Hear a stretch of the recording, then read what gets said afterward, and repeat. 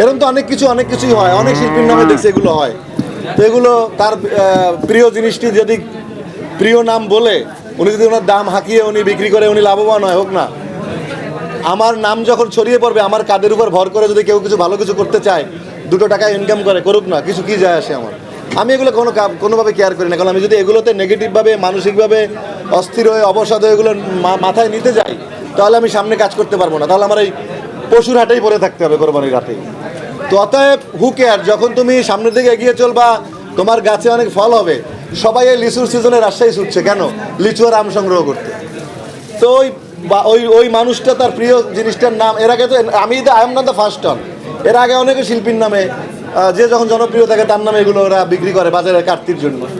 তো who cares, তারা যদি ভালোর জন্য করে, হু কেয়ার্স। আমি এগুলো নিয়ে কেয়ার করি না, বদার করি না, তার ব্যাপার। ছোটবেলা হয়েছে, যখন আমি পিরোজপুরে বড় হয়েছি তখন আমি পিরোজপুরে যেতাম বাবার সাথে। বা তারকা হয়ে ওঠার পর আর হয়নি। তবে তারকা হয়ে যাওয়ার পর কয়েকবার ছাগল কিনতে গিয়েছিলাম, কয়েকবার বিভিন্ন জায়গায়।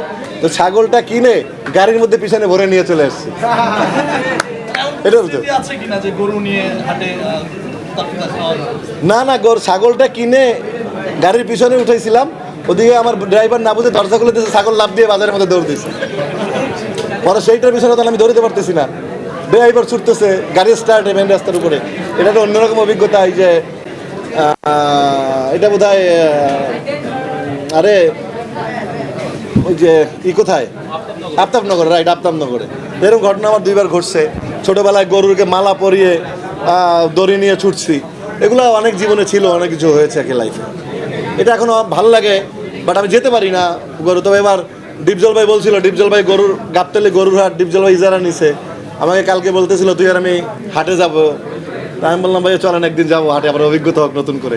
দেখা যাক যদি সময় পাই একদিন ডিপজল ভাইয়ের সাথে হাটে যাবো, ডিপজল ভাইয়ের সেই পশুর হাটে, যেহেতু ডিপজল ইজারা নিয়েছে।